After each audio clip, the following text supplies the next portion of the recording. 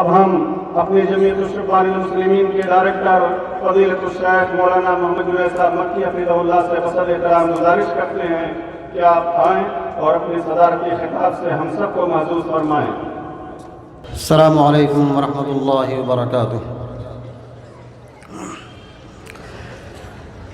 ان الحمد للہ نحمده ونستعینه ونستغفره ونؤمن به ونتوکل علیہ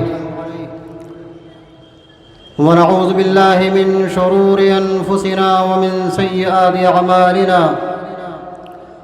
من يهده الله فلا مضل له ومن يضلله فلا هادي له وأشهد أن لا إله إلا الله وحده لا شريك له وأشهد أن محمدًا عبده ورسوله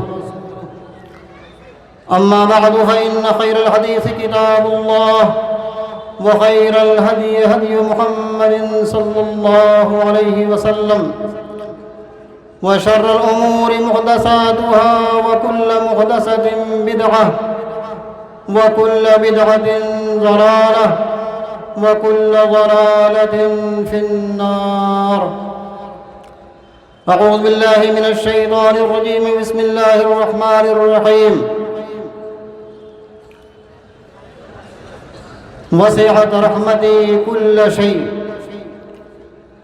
وقال رسول الله صلى الله عليه وسلم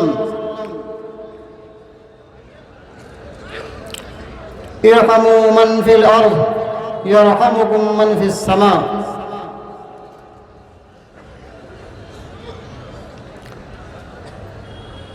اسٹیج پر تشریف فرما موقر علماء کرام، اساتین جمعیت اہل حدیث، دور دراز سے آئے ہوئے محترم سامعین، بزرگوں اور بھائیوں، نوجوانوں اور عزیزوں، فرزندان ملت اسلامیہ، پردہ نشین مائیں اور بہنیں، ہمارے بیچ دور دراز سے اہل علم و دانش تشریف فرما ہیں۔ ہم ان کے خطابات کو سننے کے لیے دور دراز سے تشریف لائے ہیں، اور میں اس بیچ آپ کا زیادہ وقت نہیں لینا چاہتا۔ آپ کے ہر دل عزیز خطیب مولانا محمد جرجیس اٹاوی حفظہ اللہ بھی تشریف لا چکے ہیں، چند ہی منٹ کے بعد اسٹیج پر تشریف لائیں گے، اس لیے آپ حضرات انتہائی سنجیدگی کے ساتھ تشریف رکھیں، اور جو لوگ ادھر ادھر دور دراز کھڑے ہیں سڑکوں پر، چائے کے ہوٹلوں میں بیٹھے ہوئے ہیں، ان سے ہماری گزارش ہے کہ وہ جلسے گاہ کے اندر آ کر کے اپنی جگہ لے لیں۔ حضرات،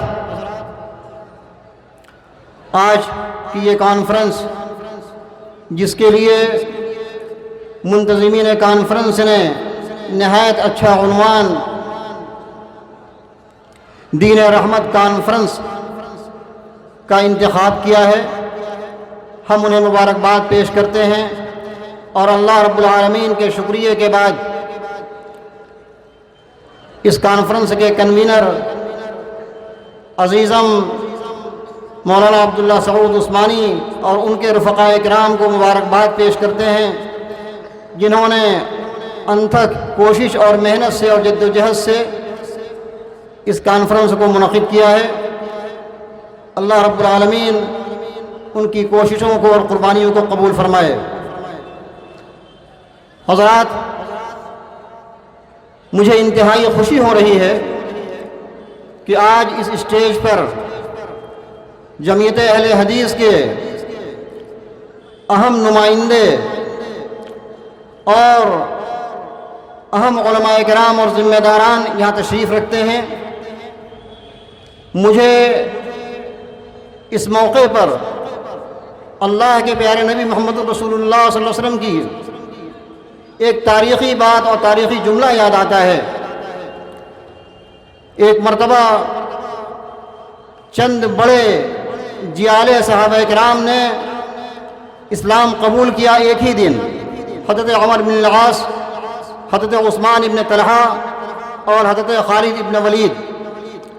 اور ان لوگوں نے اسلام قبول کرنے کے بعد مکہ مکرمہ سے ہجرت کر کے مدینہ کا جب رخ کیا، جب مدینہ پہنچے، اللہ کے پیارے نبی محمد الرسول اللہ صلی اللہ علیہ وسلم کو جب معلوم ہوا تو آپ نے بڑی تاریخی بات کہی تھی، کہا کہ لقد رمتکم مکۃ بافلاظ کبیدہا، مکہ نے تمہارے لیے اپنے جگر گوشوں کو، جگر پاروں کو بھیج دیا ہے۔ ہمیں لگتا ہے کہ غالباً آج جمعیت اہل حدیث ہند نے اپنے جگر گوشوں کو اور جگر پاروں کو امیر محترم مرکزی جمعیت اہل حدیث مولانا اصغر علی امام مہدی سلفی حفظہ اللہ اور ہمارے خازن جمعیت اور اس کے ساتھ ساتھ صوبائی جمعیت بہار اور صوبائی جمعیت مغربی جمعیت یو پی کے اہم ذمہ داران یہاں تشریف رکھتے ہیں۔ یہ ہمارے لیے انتہائی خوشی کی بات ہے، ہمارے لیے انتہائی سعادت کی بات ہے کہ آج پہلی مرتبہ ہمارے اسٹیج پر وکیل پرویز صاحب جو مرکزی جمعیت اہل حدیث کے خازن ہیں، خزانچی ہیں، وہ تشریف فرما ہیں۔ اللہ تعالیٰ سے ہم دعا کرتے ہیں کہ پروردگار عالم ان لوگوں کی حاضری کو قبول فرمائے۔ شاید آپ کو اندازہ نہیں کہ امیر محترم نے کتنی صعوبتوں کو اٹھا کر، ابھی پچھلی رات وہ ہاسپٹل میں تھے اور صبح فجر کے بعد ہاسپٹل کے لوگوں نے کلکتہ کے اندر ان کو ڈسچارج نہیں کر رہے تھے، لیکن انہوں نے زبردستی وہاں سے چھٹی لے کر کے رات بھر بیچارے وہاں پریشان تھے، انہیں پانی چڑھ رہا تھا، گلوکوز چڑھ رہا تھا، اور وہاں صبح فجر کے بعد وہاں سے زبردستی ہاسپٹل سے ڈسچارج ہو کر کے فلائٹ سے کسی طریقے سے بنارس پہنچے ہیں تاکہ اس دین رحمت کانفرنس میں شرکت فرما کر آپ لوگوں کو اپنی مفید باتوں سے مستفید فرمائیں۔ اللہ رب العالمین سے ہم دعا کرتے ہیں کہ پروردگار عالم انہیں شفاء عاجل و کامل عطا فرمائے۔ حضرات، یہ دین رحمت کانفرنس، اس کی وضاحت، اس عنوان کی وضاحت مختلف زاویے سے ہمارے علماء کرام کریں گے۔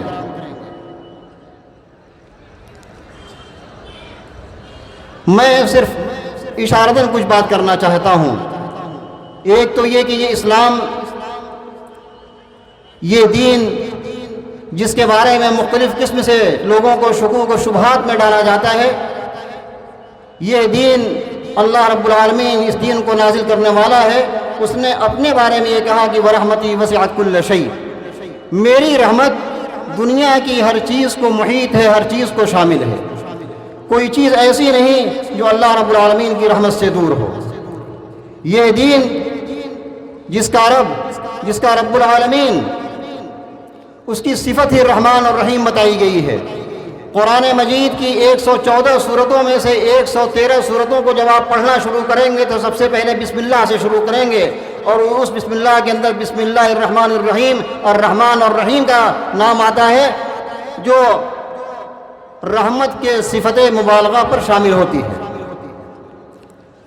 یہ رحمت کی صفت اس دین کے اندر اتنی زیادہ پائی جاتی ہے کہ قرآن مجید کے اندر تقریباً رحمت اور رحمت کے مشتقات 315 جگہ پائے جاتے ہیں۔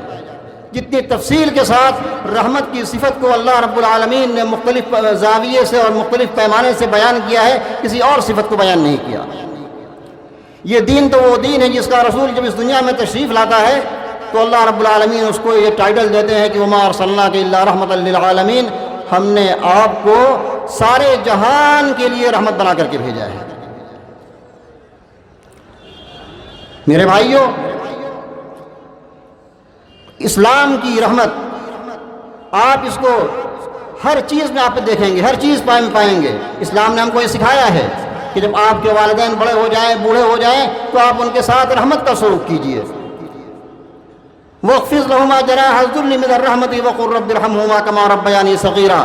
جب باپ بوڑھے ہو جائیں، ماں بوڑھی ہو جائے، تو آپ ان کے لیے رحمت کے بازو بچھا دیجئے اور اللہ سے یہ فریاد کیجئے کہ رب ارحمہما کما ربیانی صغیرا، اے اللہ جس طریقے سے ان لوگوں نے رحمت کے ساتھ شفقت کے ساتھ میری پرورش کی ہے بار الہ، تو بھی ان کے ساتھ رحمت کا برتاؤ فرما۔ میرے بھائیوں، اسلام رحمت کی تعلیم دیتا ہے، والدین کے ساتھ، پڑوسیوں کے ساتھ، بچوں کے ساتھ، بیویوں کے ساتھ، حتیٰ کہ جانوروں کے ساتھ بھی اسلام رحمت کی تعلیم دیتا ہے۔ اسلام نے یہ بتایا کہ آپ بلا وجہ کسی جانور کو نشانہ مت بنائیے، کسی چڑیے کو باندھ کر مت رکھیے اور اس کا نشانہ بنائیے۔ اسلام نے یہ بتایا کہ انسانی ضرورت ہے کہ انسان گوشت کھائے، لیکن گوشت کھانے کے لیے جب جانور کو ذبح کیا جائے تو تیز چھری سے ذبح کیا جائے تاکہ جلدی اسے راحت مل جائے۔ اسلام ہر چیز کے بارے میں، پڑوسیوں کے بارے میں رحمت کی تعلیم دیتا ہے۔ اللہ کے نبی صلی اللہ علیہ وسلم فرماتے ہیں کہ ما زال جبریل یوصینی عن الجار حتی ظننت انہ سیورثہ، جبریل امین بار بار آتے تھے اور پڑوسی کے بارے میں تعلیم کرتے تھے کہ پڑوسیوں کے ساتھ یہ سلوک کیجئے، پڑوسیوں کے ساتھ یہ سلوک کیجئے، پڑوسیوں کے ساتھ یہ اچھا سلوک کیجئے۔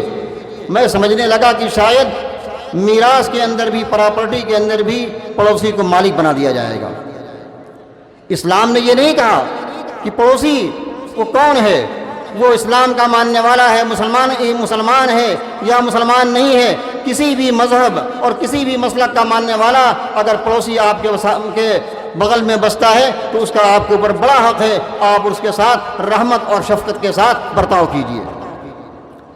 اللہ کے پیارے نبی رسول رحمت علیہ الصلوۃ والسلام عام اعلان یہ کرتے ہیں کہ الراحمون یرحمہم الرحمن ارحموا من فی الارض یرحمکم من فی السماء۔ رحم کرنے والوں پر، ایک دوسرے سے محبت کرنے والوں پر، ایک دوسرے پر سے شفقت کرنے والوں پر آسمان والے بھی رحم فرماتے ہیں، آسمان والے بھی محبت کرتے ہیں۔ اے لوگو، زمین والوں کے ساتھ رحم کرو، آسمان والا تم پر رحم فرمائے گا۔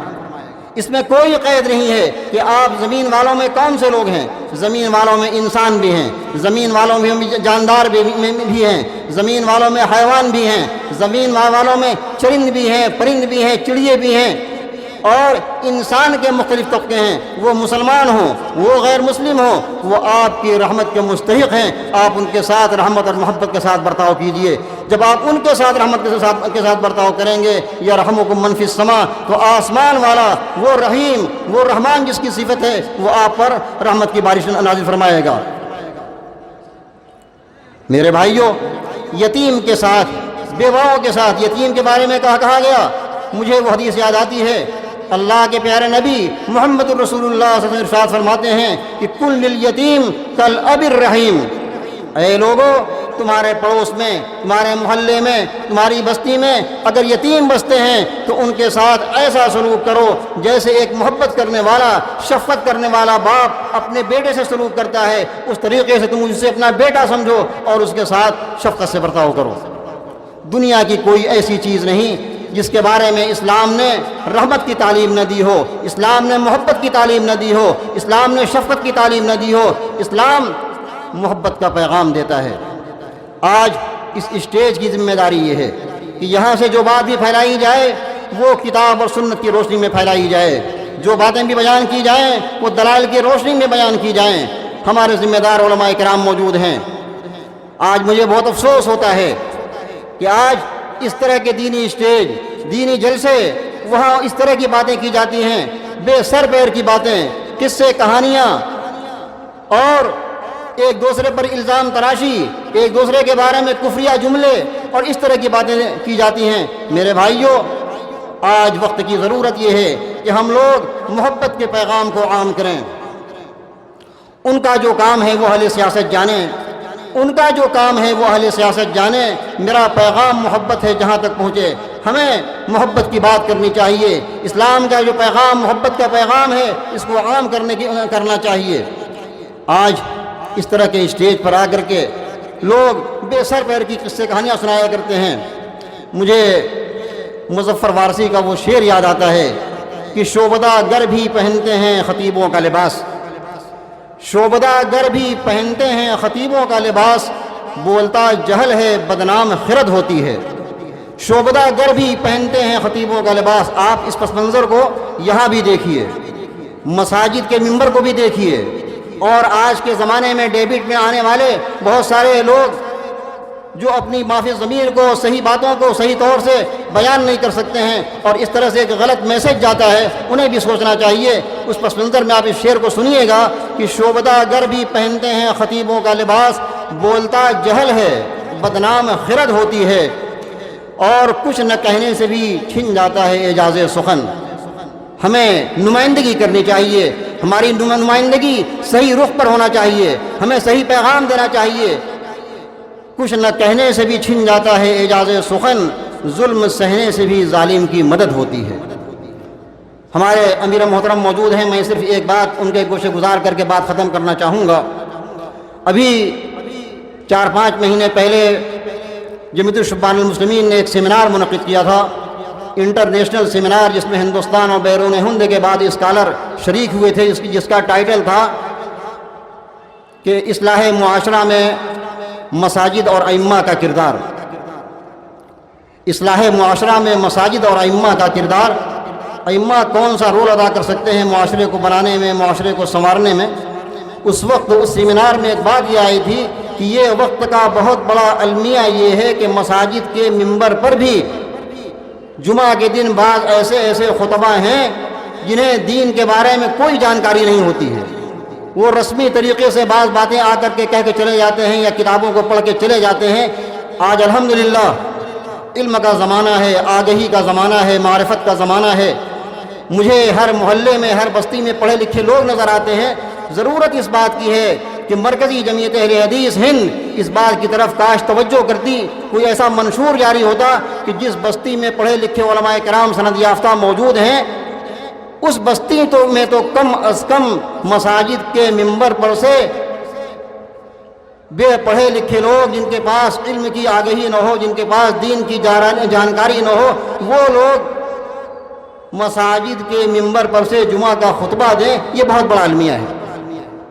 اس لیے اس بات کی ضرورت ہے کہ مرکزی جمعیت اہل حدیث ہند اور صوبائی جمعیت اہل حدیث اور ساتھ ساتھ ہماری بنارس کے ضلعی جمعیت اہل حدیث کے ناظم بھی موجود ہیں، سیکریٹری موجود ہیں، یہ لوگ بھی توجہ کریں اس جانب کہ ہم لوگ مسجد کا ممبر، اس کی بہت بڑی ذمہ داری ہوتی ہے۔ جس طریقے سے اس اسٹیج کی ذمہ داری ہے، اسی طریقے سے مساجد کے ممبر کی بڑی ذمہ داری ہوتی ہے، اور وقت کے حساس موضوعات پر کس طریقے سے اپنی بات سنجیدگی کے ساتھ اچھے انداز میں بیان کی جائے، یہ وقت کا تقاضا ہے۔ آئیے اللہ سے ہم دعا کرتے ہیں کہ پروردگار عالم اس کانفرنس کو اور اس میں حاضر ہونے والوں کو جزائے خیر عطا فرمائے، اور جن لوگوں نے اس کانفرنس کو منعقد کیا ہے ان کو جزائے خیر دے، اور ہم تمام لوگوں کی حاضری کو قبول فرمائے، اور کہنے سننے سے زیادہ ہمیں عمل کی توفیق دے۔